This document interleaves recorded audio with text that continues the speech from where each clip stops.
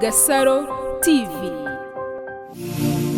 Bakunzi ba Gasaro TV tubahaye ikaze umerereye mu mpande zose z'isi, ndabashimira cyane mwe mwese mwakoze subscribe utarayikora nyarukira kuri Gasaro TV, ntacyo bitwaye ukande ako kazogera k'umutuku ngira ngo rero kuko mudahima kungaragariza urukundo mbasabe mu nyarukire ku ndirimbo nziza cyane iyo muri kumva muri background yitwa nta gusubira inyuma, ikaba ari iy'umusore cyangwa se umupapa rwose uzi kuririmba cyane ndetse harimo ubuhanga, hakaba harimo n'inyigisho n'ubutumwa bwiza bw'Imana. Nyarukira kuri YouTube channel yitwa Olivier Big, ukore subscribe ndetse wisharinge ubutumwa bwiza bugere hose ku isi, ndetse ndabizi neza ko uzagaruka gushimira, ndetse nanone nagushishikariza uri umukunzi wa filme ko wareba filme yitwa Rugozi series, ndetse ukanyarukira YouTube channel yabo yitwa ni Heza TV. Ndakubwiye ngo ni filme nziza ndetse ikinanye ubuhanga, uzagaruka unshimira. Ndagushimiye cyane rero wowe ugiye kubana natwe ndetse nuko udahema kutugaragariza urukundo, ndagushimiye cyane. Uyu munsi rero mbasaniye inkuru, ni inkuru ibabaje, ni inkuru iteye agahinda, ndetse navuga ko nanjye nayumvishe nkababara cyane. Nzi neza ko abantu mukunda uyu musore, ndetse navuga ngo icyambere imbere ya byose tumusengere tumushyire mu maboko y'Uwiteka, kuko ni ibihe bibi biba bitoroshye umuntu aba yahuye nabyo. Uwo rero nta wundi musore, ni umusore witwa Eminyawe. Eminyawe benshi muramuzi cyane ko yagiye akorera kuri online TV cyangwa se YouTube channel zitandukanye nyinshi muri uru Rwanda. Ni umunyamakuru navuga ngo ndetse benshi bazi kandi ukora neza ibintu bye. Impamvu rero uyu musore uyu munsi mugarutseho nta yindi, ni impamvu idashimishije ndetse ni n'impamvu nzi neza ko iyi nkuru iri buze kubababaza ku mutima. Navuga yuko uyu munsi turi ku munsi wo kuwa kane.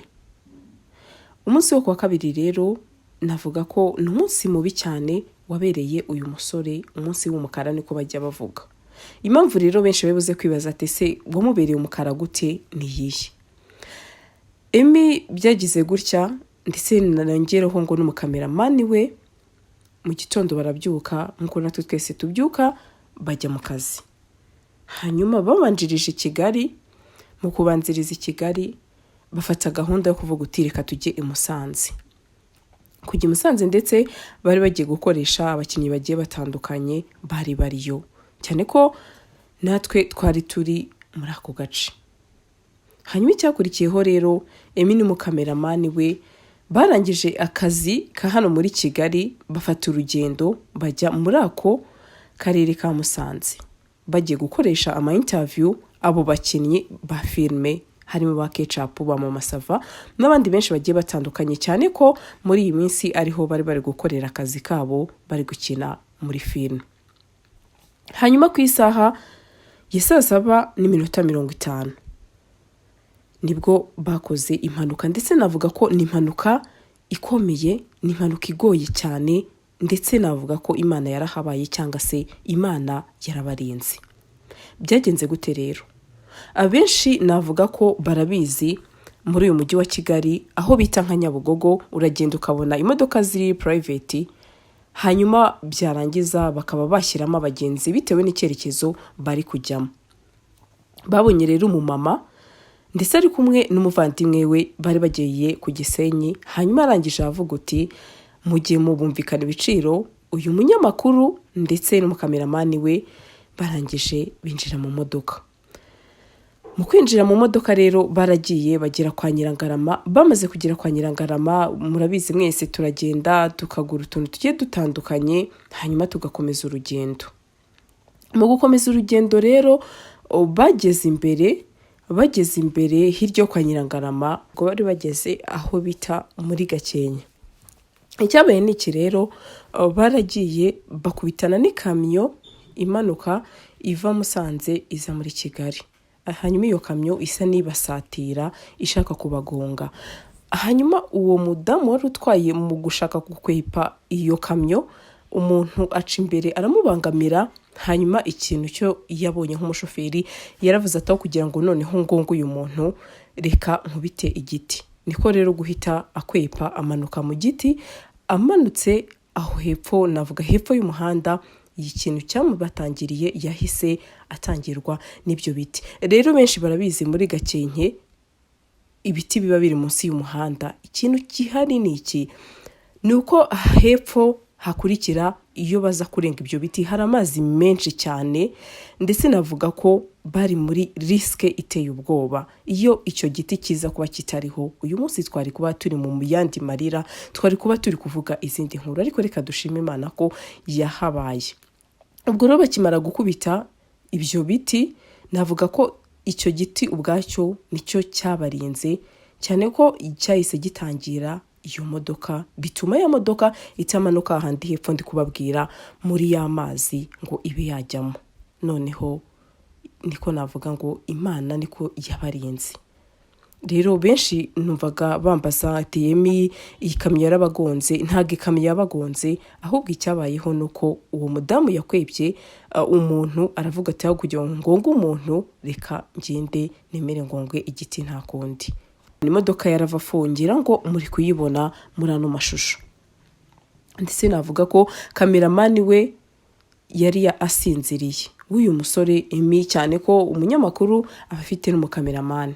Hanyuma Emi we yari maso, ndetse navuga ko muri no manuka bari abasore 3 n'abamama 2. Ariko reka mvuge ngo nubwo uyu munsi n'ubundi bafite ibikomere ari ibintu bitoroshye, ariko byibuze baracyahumeka umwuka w'abazima. Mu maso murabona ko ntago byoroshye, ni impanuka navuga ngo n'ubundi itari yoroshye. Hanyuma uyu mukameramani we rero we yaragiye akubitaho umutwe, akubise umutwe, navuga ko mu gahanga hose hano inyama yavuyeho. Hanyuma we arangije n'umugongo waravunitse cyane ko n'uyu munsi umubonye ntago ari kugenda neza, ari kugenda yunamye, umugongo warangiritse. Ndetse navuga ko iyi saha ntago ndubashe kugisobanura, hari n'ikintu bamwambitse byibuze mu ijosi, cyane ko we navuga ko biri grave. Nubwo nayo nawe bitoroshye, ariko navuga ko umuntu bita kameramani wa 3D yarababaye cyane, nayo nubwo kuri uyu munsi bitamworoheye. Ubwo rero icyakurikiyeho, impanuka yabaye 7:50, ndetse babageza ku bitaro by'Inemba ku isaha ya 9. Abaganga babitaho, hanyuma amaze kubitaho babazana i Kigali ku isaha ya 2 z'ijoro. Rero murabibona nkuko aya mashusho ari kugenda agaragara ko n'impanuka itari yoroshye, ni ibintu biteye ubwoba cyane, aho benshi bababonye bakavuga ati ese byagenze bite. Abandi bakomezaga bambaza ati ese amakuru twagiye twumva, ubwo sinzi ahantu abantu bayakuye. Umuntu afite abakunzi benshi ati niyo. Uyu munsi nagira ngo mbabwire ko ayo makuru ariyo umuntu bita Emi ndetse n'umukameramani we bakoze impanuka. Ndetse navuga ko n'Imana yagiye ikinga akaboko, n'Imana yakinze akaboko. Rero navuga ngo biteye ubwoba, ariko navuga ko n'Imana irinda abantu, ndetse n'igihe cy'umuntu burya kiba kitari cyakagera. Rero icyabayeho ubu ngubu noneho ngende kubivuga, benshi baribaza ati abanyamakuru ese ayo makuru muyakura hehe. Navuga ko ku munsi w'ejo nagerageje gusura mugenzi wanjye Emi, ndetse navuga ko ntago ameze neza n'ubundi. Urabona ko arabyimbye, urabona ko no kugenda ari ikibazo, ariko navuga ko Imana iri ku ruhande rwe. Ndetse n'uyu mukameramani we Gaspari, navuga ko nawe nabashije kuba namureba, ariko nawe navuga ko biteye ubwoba cyane ko kuri uyu munsi ntago ari kugenda neza, ari kugenda yunamye. Mbese urabona ko biteye ubwoba, ariko navuga ngo nukuri reka dushime Imana. Rero benshi baraza kwibaza iki kibazo, ati ese nimba koko byaragenze gutyo, ati kubera iki noneho utatubwiye amakuru y'abandi bari kumwe. Cyane ko nabukomeje mbabwira ko bari abantu 5, abadamu 2 ndetse n'abavandimwe, ndetse na Emi n'umukameramani we n'undi musore. Hanyuma navuga ko uyu musore rero wari urimo we nta n'ikibazo yagize, kuko yahise avamo ategana moto. benshi baraza kwibaza, ndetse nanjye icyo kibazo nakibajije ati ese niba abantu bakoze impanuka muri kumwe nk'abanyarwanda, umuco ni ukubata koko ugatega moto ukagenda, cyangwa se ni ukubaba hafi? Navuga yuko wenda si tumuciriye urubanza, ariko nta butwari hano yagaragaje. Hanyuma rero ikindi kintu ndibuze kuvuga, ndavuga ko aba bamama nabo babiri ntago bagize ikibazo gikomeye cyane, ariko nabo bakomeje kujya kwa muganga ndetse bitabwaho. Benshi rero bakunda uyu munyamakuru, ndetse navuga ko ni umuntu nawe ukora akazi ke neza. Ndabizi afite abakunzi benshi. Uyu munsi ashobora kuba yarabiri kwibaza ati ese Emmy ko tutari kumubona byagenze bite? Hari nabo nabonye bakomeza kunyandikira ati ese koko nibyo Emmy yakoze impanuka? Nagira ngo mbabwire ko kuri uyu munsi rero Emmy yakoze impanuka ari byo, ndetse navuga ko ari nk'Imana yakinze akaboko. Ndetse navuga ngo nkomeje gushimira cyane umukunzi we cyane ko rwose nawe ubwe yidekaraye akabivuga, ukomeje kumuba hafi umunsi ku wundi. Ni ukuri ndamushimiye cyane, ariyizi. Ariko navuga ngo n'abakunzi be, ndetse yaba abafana, yaba abamukunda, yaba abakunda ibyo akora, tumube hafi twese, yaba inkunga y'amasengesho, yaba kumusabira akiri vuba, ndetse na kameramani we. Ni ukuri nicyo gikwiye, kandi nzi neza ko Imana izumva amasengesho yacu. Rero navuga ngo Emmy, komera cyane, ihangane, kandi nakubwira ngo urwara ubukira, Imana ikomeze ibe mu ruhande rwawe. Ndetse nongera ngo na kameramani nkomeje kumwihanganisha, nta kundi ni kisimera. Ndetse dushima Imana cyane ko uyu munsi muri guhumeka umwuka w'abazima. Ndetse nijoro nibwo naganiraga nabo bambwira uti uko byagenda kose, burya iyo ubonye urokotse ikintu nk'iki ngiki, hari isomo bigusigira, ndetse hari n'icyo bikwigisha. Kandi nibyo koko twagakwiye kugira isomo dufatira muri ibi bintu. Kenshi hari igihe umuntu ashobora guhaguruka, ndatekereza ko twese hari igihe bitubaho nk'urubyiruko, ugahaguruka bafata urugendo utabanje gusenga. Ariko navuga ngo tujye twiragibuka no kwiragiza Imana rimwe na rimwe dufashe urugendo. N'ubundi byakabaye iminsi yose, ariko navuga ngo turi mu isi, nuko nyine mu isi bimera. Twese turi abantu, navuga ko turi abanyabyaha, nta kundi.